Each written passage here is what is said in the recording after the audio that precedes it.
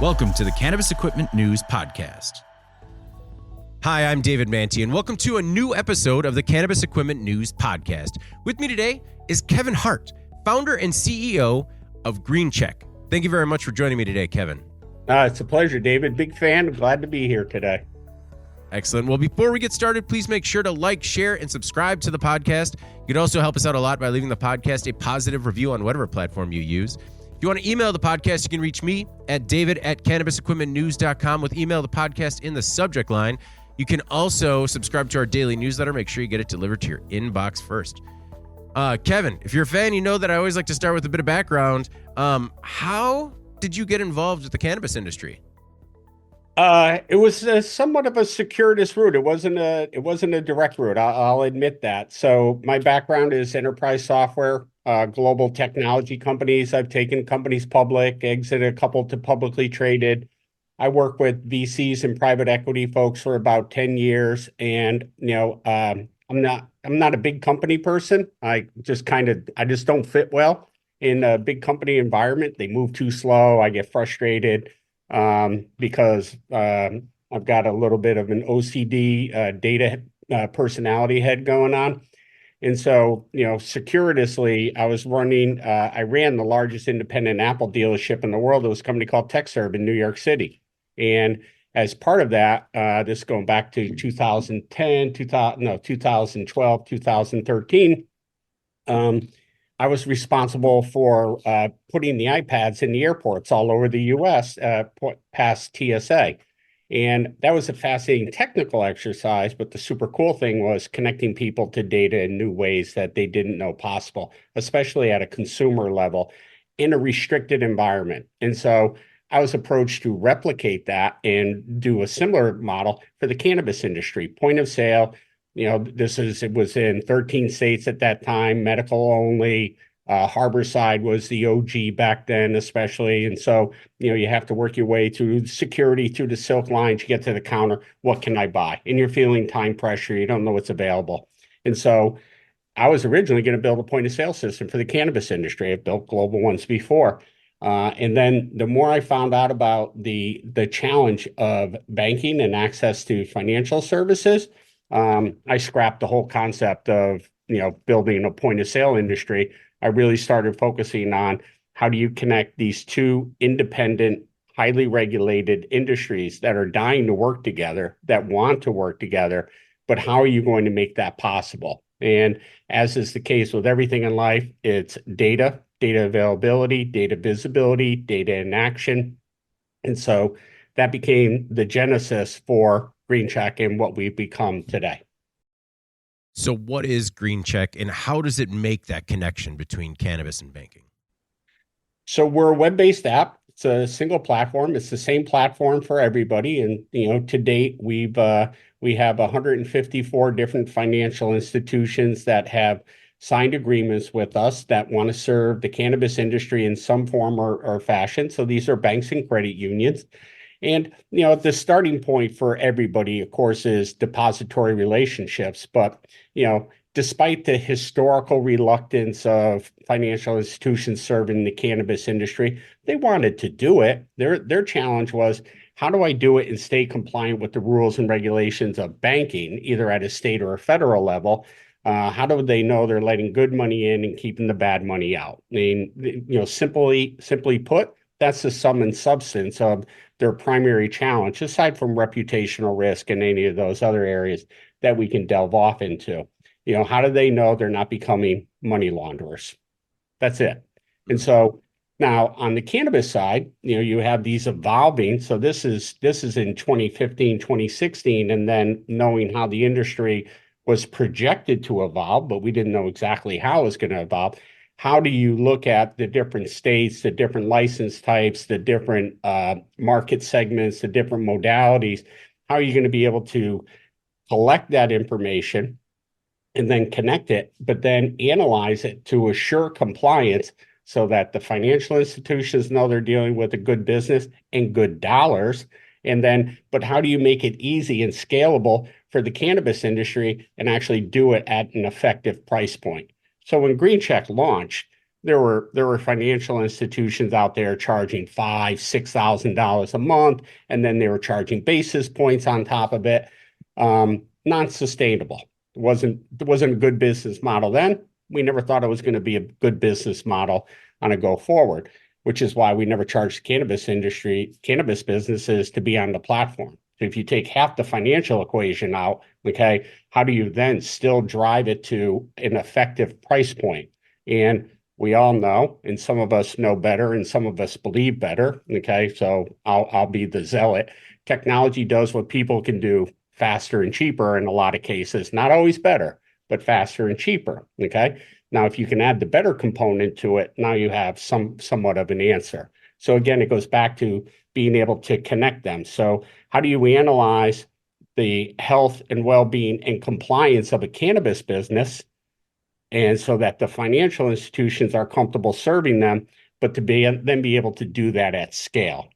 So it can't be bespoke work, it can't be project work, it can't be one-off, and then everything has to sit and fit in with the core, which is the compliance, because the rules and regulations are going to change on both sides all the time.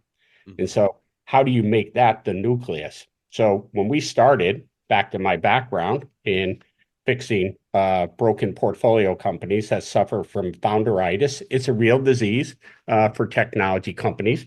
I coined that phrase many years ago, and I continue to use it. How do you build a platform that's going to do that has differentiation, relevance, and sustainability? Those are the things that matter. And so we did not write a single line of code for 2 years. Design your company, know what you're going to do, know why you're going to do it. How does differentiation, relevance, and most importantly, sustainability matter and play into that? Vet that out endlessly to the cohorts that are involved. And that's a wide circle. We'll spend time there if you'd like. But then be able to scale that and push it out. So what were those early hallmarks? What were those early touch points? What was the total addressable market? And you can build an effective company. It's not that hard. You just have to be disciplined. What is founderitis?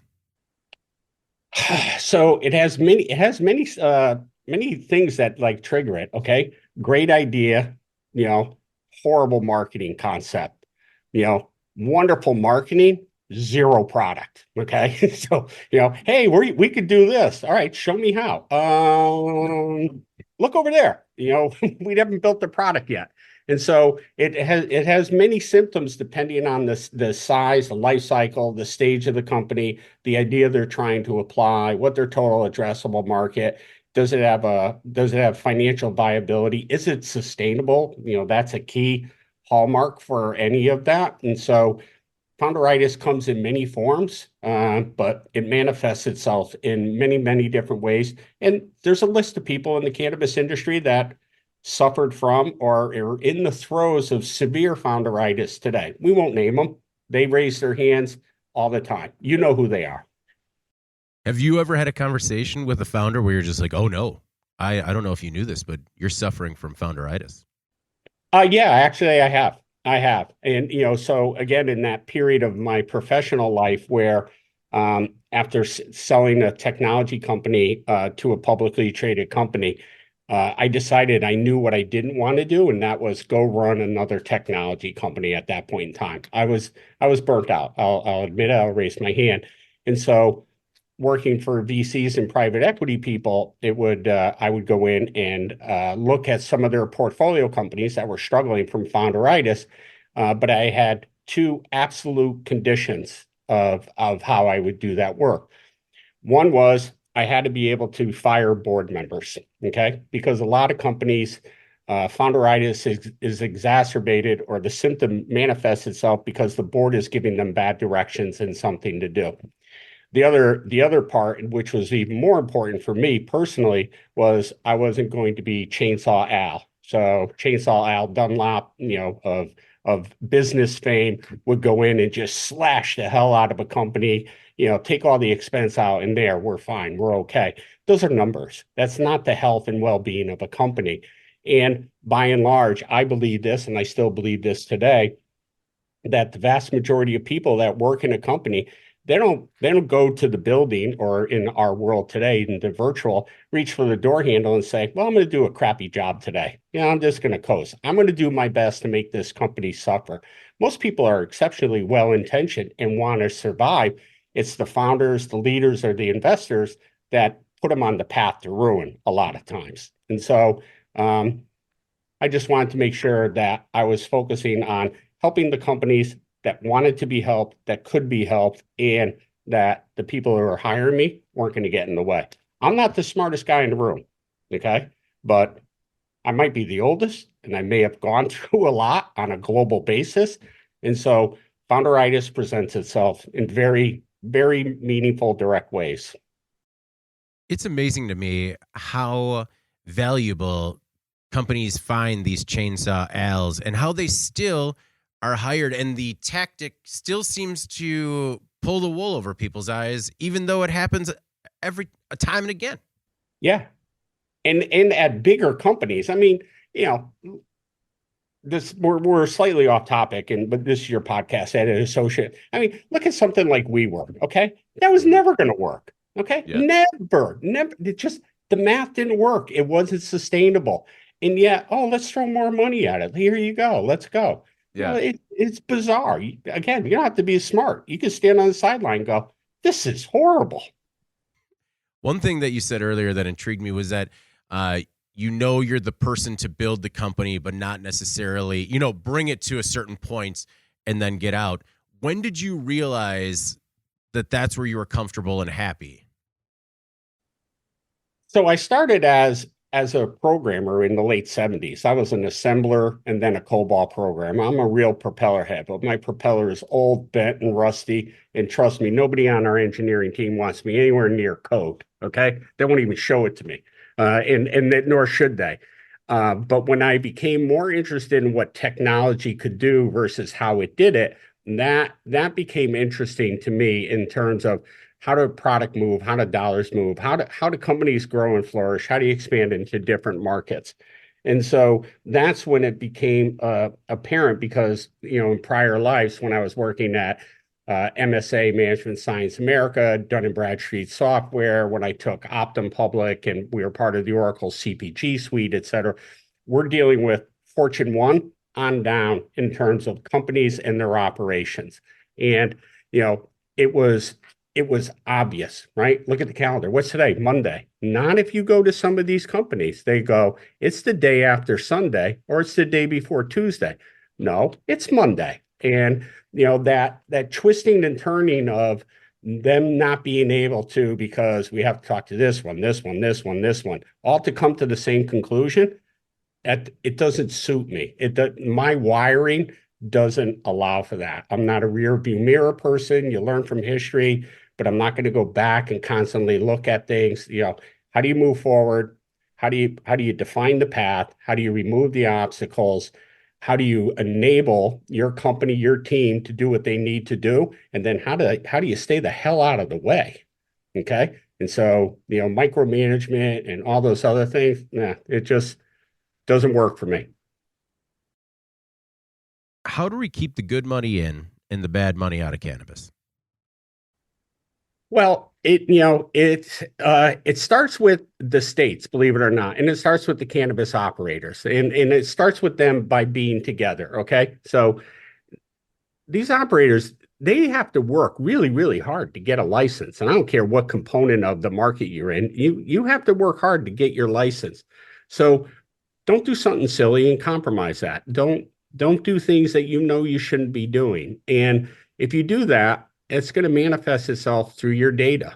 Okay. So, I mean, the quick and easy example is you can't be a dispensary and you're doing, I'll make the math easy for me. You can't say you're doing $100,000 worth of sales a week, but you only buy, $10,000 worth of product every month. The markup's not that big, so okay, you're selling your own homegrown weed or your buddy's weed or some third party product that's coming through the back door, but the money's going out the front door. And so financial institutions are leery about that because those are the stories that get reported, right? And so, broad brush, painting the industry, prior prejudices, et cetera. So they need to know at a data level that these things are all in sync, that they're operating to the rules and regs. And then as you look at mixed use markets where it's gone from medical to adult use, you still can't sell a medical product to an adult patient. How does that work? They just need to know that. And so looking at the data, looking at the sales, looking at the inventory, looking at the financial activity, triangulate that data, you can paint a very, very clear picture as to the health and well-being and compliance of any business and therefore their money. How would you compare, coming from other markets, how would you compare the business savvy, business acumen of the average cannabis operator versus other markets that you've worked in?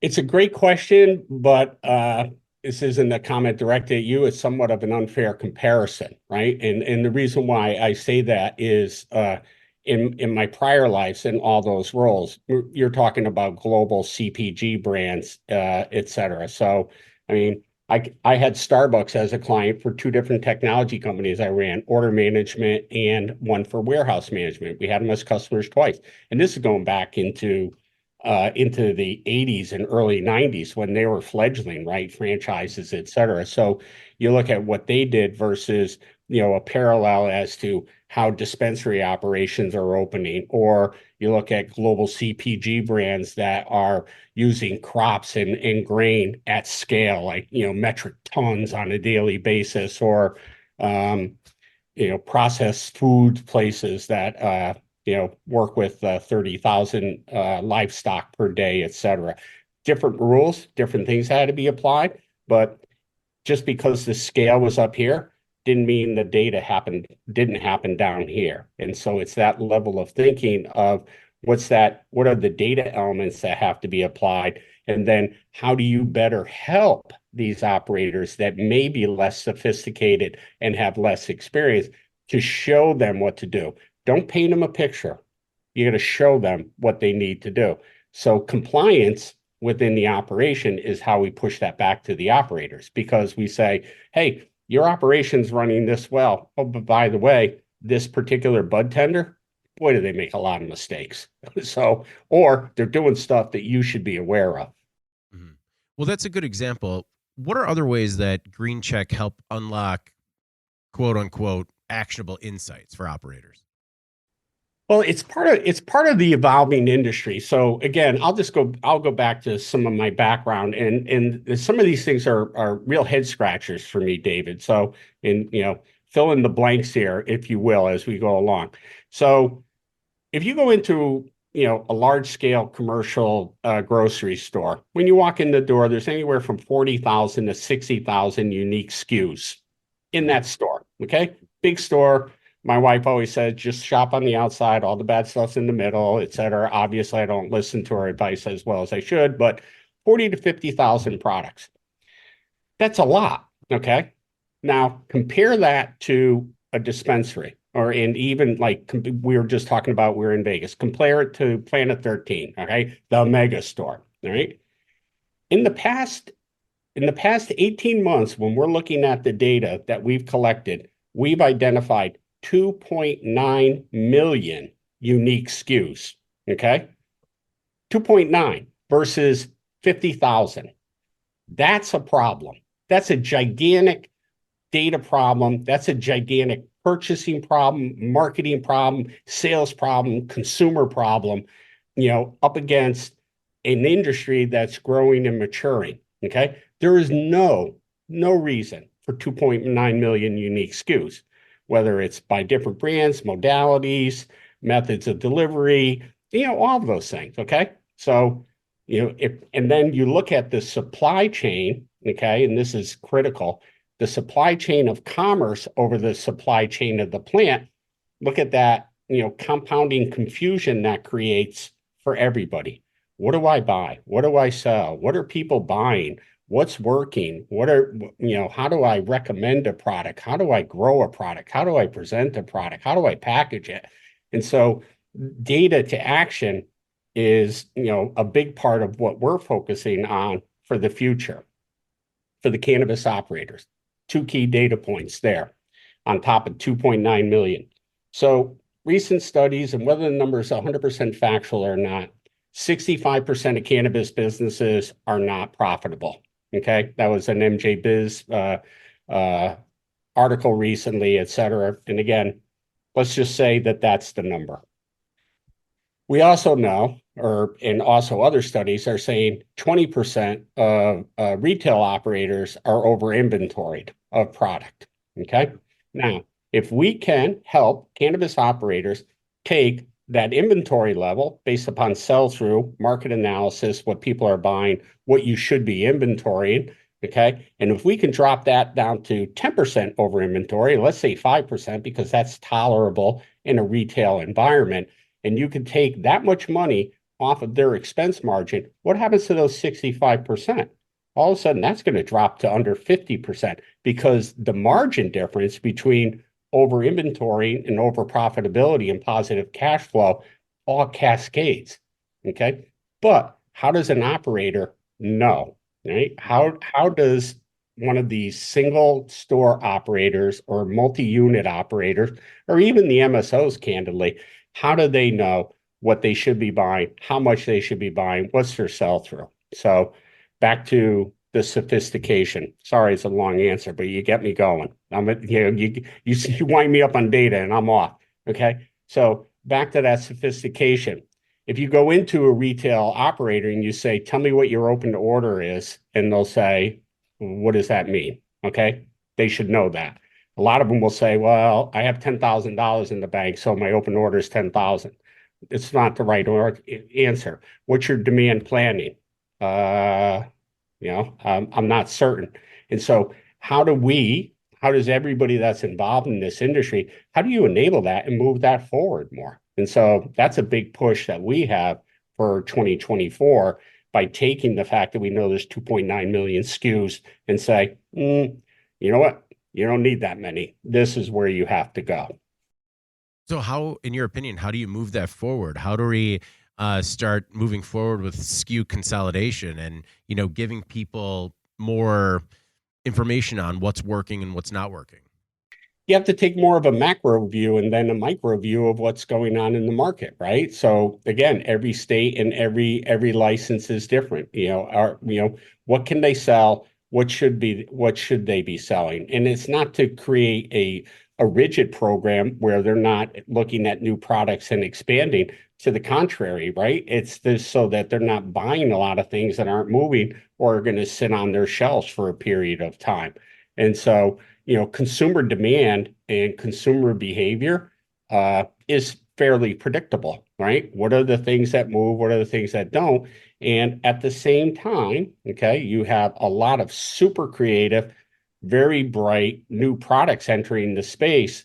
But then you also have folks that are saying, pre-buy, buy ahead, inventory ahead. We're going to give you better payment terms. I don't want better payment terms for something I'm never going to sell. However, people are like, ooh, that seems like a good deal. And that might be the right thing to do versus is it the right thing to do? And that's where the data and the action of data is going to come into play versus the marketing and the visibility of it, or the presentation of it, rather. So how do you create these unique tailored experiences for each client? And I mean, I guess for me, I thought that perhaps these experiences would be different, but it sounds like what you're saying is that, it's kind of the same across the board. Is it not different, like from like a mature market versus a very nascent market? See, and it's not different. That's the beauty of it, right? I mean, again, consumer behavior is predictable. Consumer consumption in the cannabis industry is fairly predictable. If you go back, and again, this is part of the thesis for how Green Check was formed and defined. It was in this number of states, it was going to go here. It was this volume of dollars, it was projected to go here. Those things have happened. Okay. The only reason why they've happened, and they've happened fairly closely, is because consumer adoption, consumer behavior enabled those predictions to actually come true. And so, what are people buying? Where are they buying it? What's that method of which they're buying? What's their preferred product set, et cetera? And then, the brands and everything else will survive and thrive and grow accordingly. So, again, I'll go back to the grocery store. Walk down the aisle of a grocery store and where it says cereal, okay? It's a whole aisle from one end cap to the other, and it's got specialties on both end caps, okay? You have brand loyalty, you walk right past a bunch of the other stuff. You have brand space. Eye height for kids is sweet and crap. Eye height for adults is supposed to be the healthy stuff. And then the big box stuff is on top where, little old ladies can't reach it because they're not going to buy for families and et cetera. So the cannabis industry should be the same way. It should be evolving to that. You want that curated bud tender experience, but as you walk through and get in there, you want to know, hey, what's new? Okay, end caps. What's exciting? Let me tell you. Okay, what are my utility products? Okay, these are the things that I get all the time, and how do I just get them and be able to get out of the store? Because a lot of people want that quick consumer experience. And how do you make it easy? And how do you present that to them? Okay, where it doesn't just happen once they go through the doors. How does it happen outside the store? And then that becomes customer loyalty. That becomes brand loyalty. That becomes location loyalty. Is the industry evolving towards that? Or are there, what are some of the myths or misnomers that are kind of tripping operators up?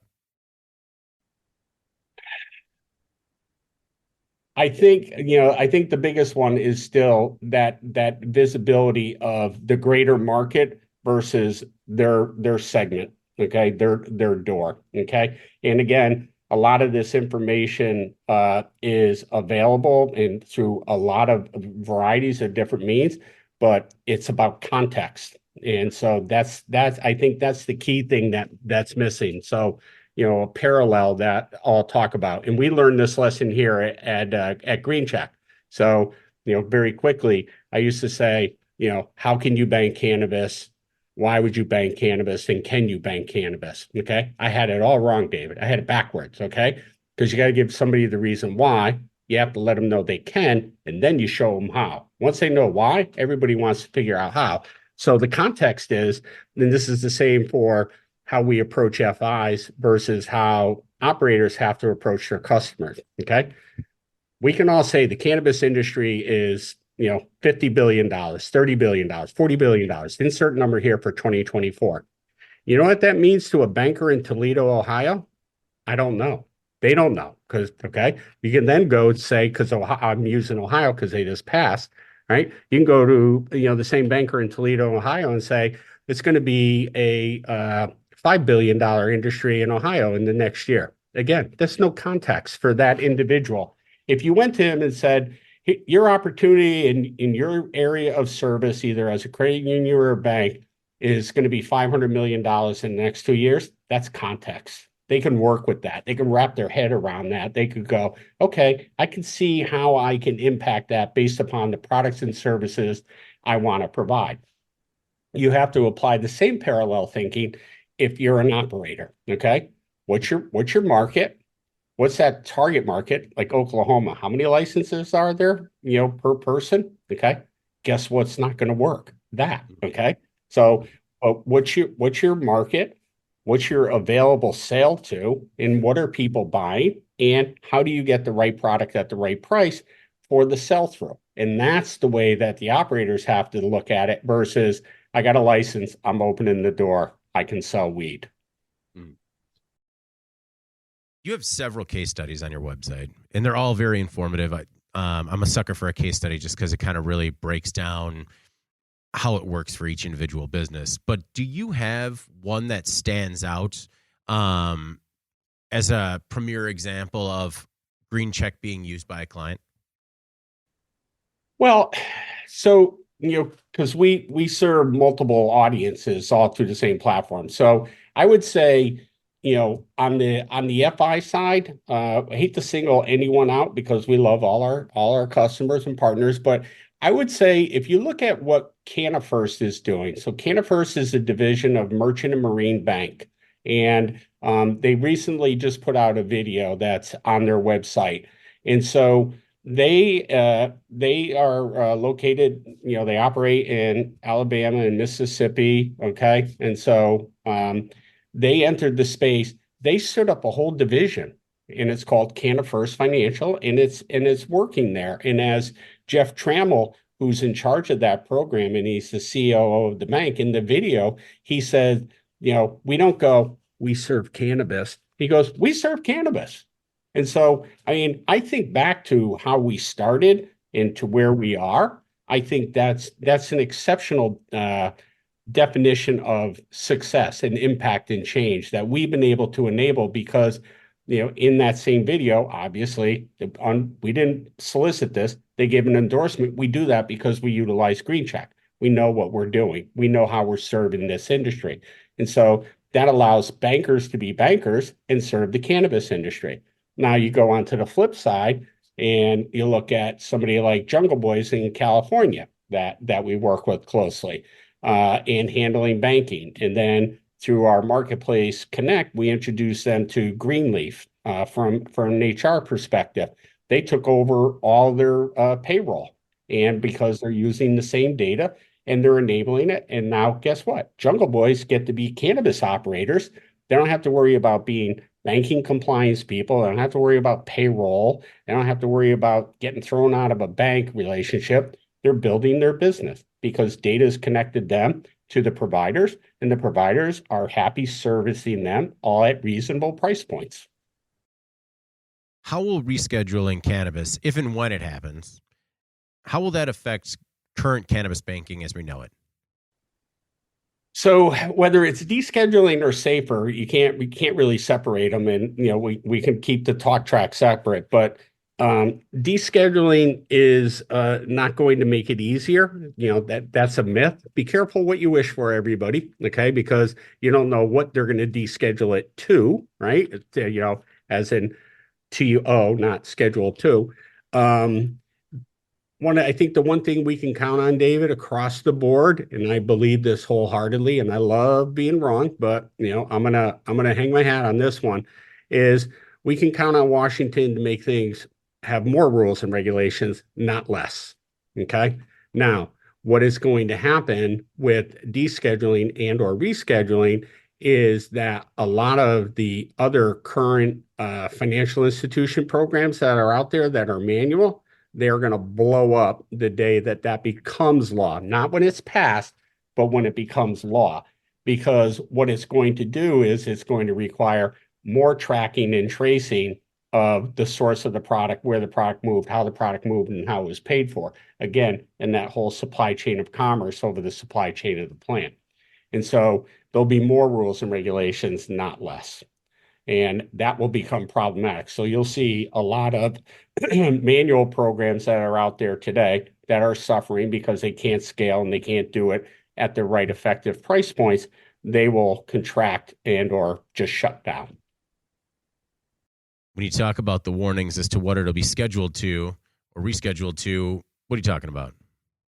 Well, there's Schedule 2, Schedule 3. Some people Oh, think yeah, no, not, yeah, you had mentioned 2O, yeah, or TO, yeah. Yeah, that's what I meant. Is it going to go to Schedule 2? Is it going to go to Schedule 3? Is it going to be completely rescheduled? Because then, here's the challenge. They can reschedule it, but in a parallel universe, there's nothing like this that's ever happened at least in my lifetime, because we're not old enough for prohibition. But there's nothing like that has impacted more agencies within Washington. Okay, so just because they reschedule it, Department of Justice and Treasury are not going to say, oh, well, then go ahead and bank it. Okay, because the illicit market and the expanded illicit market with other products and services, the psychedelics, et cetera, now all of a sudden can enter the same market, and they want to make sure that money is not moving inappropriately. And so there's going to be more rules and regulations. It can end up becoming more like pharma, right? What's in front of the counter, what's behind the counter.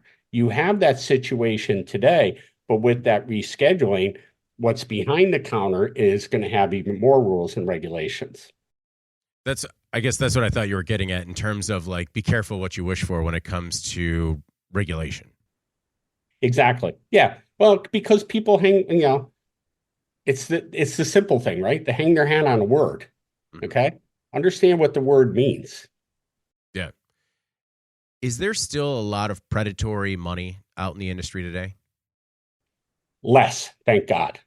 Much less. And even the players that participate in that predatory space, they've had to adjust their business practices. Now, unfortunately, as we've seen the Fed rate increases, et cetera, depending on their cost of capital, those higher loan rates are still there. But the early days of warrants and equity positions and um, putting money out at rate where the debt service means that those businesses, were never going to be able to service that debt, and they paid somebody to take their license in some instances, and we've seen that happen.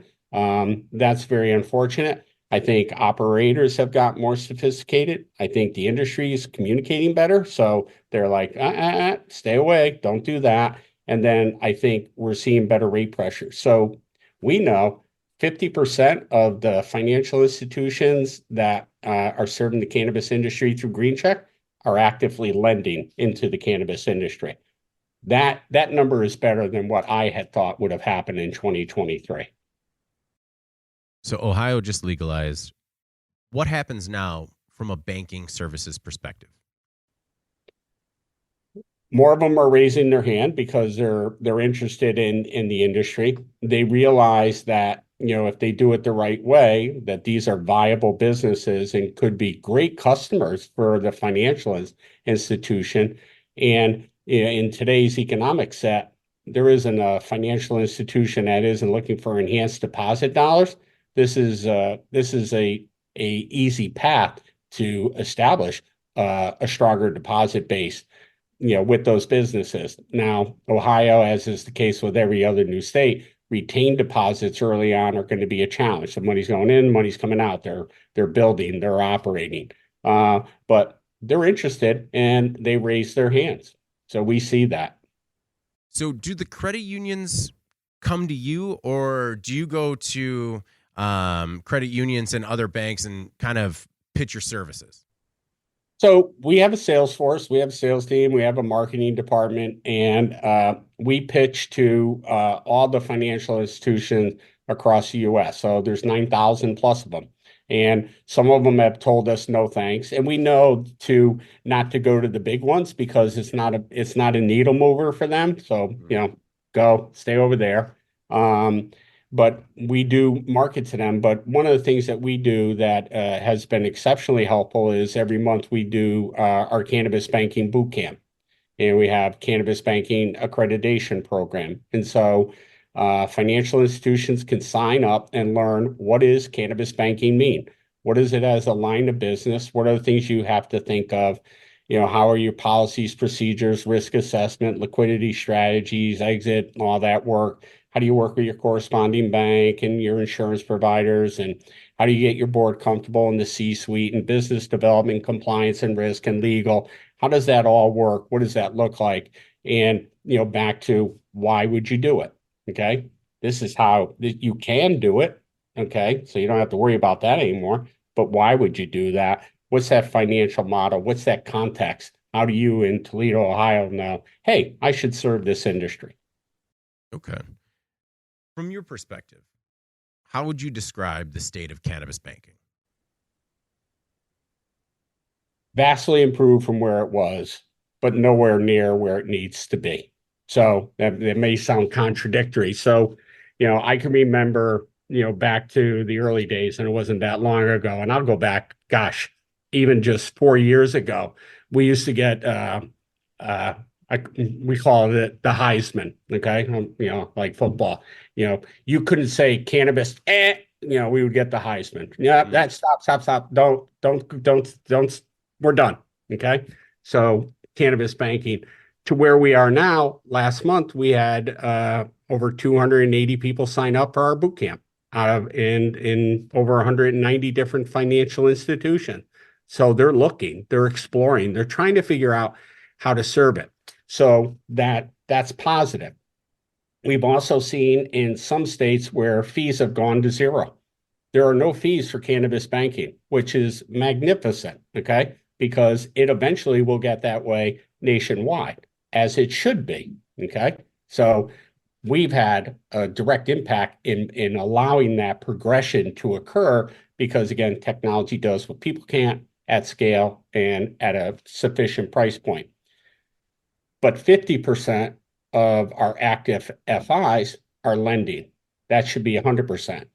Okay, because there isn't an FI that doesn't have a business relationship with a business that will not lend to them in some form or fashion. Could be merchant cash advance, could be a small loan for inventory, could be for expansion, etc. Banks and credit unions make money by lending money. They don't make money by just taking your deposit. And so a lot of times we'll talk to an FI and we'll say, they want to charge, again, I'll make the math easy for me. They want to charge $1,000 a month. I'll say, I will pay you $1,000 a month. I'll personally pay you $1,000 a month to bank David's business. Because when you're banking David's business, I'm going to lend David $1 million and I'm going to charge David 8%. So I'm going to make $80,000. Guess what? I made $68,000 because I gave you $12,000. And they're like, wait a minute, I want to make $80,000. Well, that's the V8 moment. Well, then don't charge them $1,000 a month. Be a bank, be a business partner. And then they go, oh, okay, yeah, that makes sense. Tell me more. So at these boot camps, have you figured out the blueprints as to how it works, or are you still evolving and adapting to serve a greater base? No, we have the blueprint, okay, but that's not to say we don't revisit it all the time. So Ohio's a great example, okay? The rules change the minute it goes mixed use because you have to be able to adapt the rules. And so the adoption actually comes more in terms of the customers you're gonna provide as well as the products and services that you're gonna provide. Because if you're going to just have a depository relationship and you want to offer payroll services to their employees, that's one segment of how you can do it. It's all the same software, same product. Everybody pays the same price. But if you want to offer lending, okay, now how does lending work? And then you also always have to make sure you do, and this is part of the definition, how does it fit in with any other high-risk clients or products and services that you may have already in your portfolio? And so if you're in an area where gaming is prevalent, if you're in an area where you have, for whatever reason, a lot of pawn shops, or you're working with money services businesses, you can't, from a safety and soundness perspective, you can't take your financial institution and put it into a very uncomfortable positioning in terms of how the regulators are going to view your mix of clients and dollars. And then all of a sudden you have to exit one program. And so we never want to be in a position where cannabis is the one that gets thrown out the door because it might be the easiest and most expedient. So those are the conversations that we have. So the framework is pretty baked in the same, but there's no two financial institutions that are the same. There's no two cannabis markets that are identical. So the variance comes in how you're going to serve what products and services, and then the connections are the data. That's the easy part. Well, Kevin, I really appreciate you being really generous with your time. Before we get out of here, is there anything else that you want to make sure the Cannabis Equipment News audience either knows about yourself or Green Check? I think our reputation speaks for itself. I mean, we're the clear leader out there in terms of number of FIs. We have over 7,700 cannabis businesses on the platform, and through Connect, which is the marketplace, we have 40 strategic partners. These are curated, vetted people that are well-intentioned, that are serving the industry, and are going to do it in a non-abusive, usurious fashion. And so, we're going to stick to what our core principles are of connecting these industries together and doing it at a scale and a price point that is going to allow everybody to be successful. Well, Kevin, thank you very much for taking the time, man. I really do appreciate it. the whole financial side of the industry, like any more insight I can get into it, it just really helps me kind of get a better understanding of what's going on. David, anytime you want to talk to me on or off the record, reach out. This is important. That's why we do the boot camps. Education first, the rest follows. Excellent. Well, I'm certainly going to take you up on that. But before we get out of here, please make sure to like, share, and subscribe to the podcast. You can also help us out a lot by leaving the podcast a positive review on whatever platform you use. If you want to email the podcast, you can reach me at david@cannabisequipmentnews.com with email the podcast in the subject line. You can also subscribe to our daily newsletter. Make sure you get it delivered to your inbox first. For Kevin Hart, founder and CEO of GreenCheck, I'm David Manti. This is the Cannabis Equipment News Podcast, and we'll see you next week.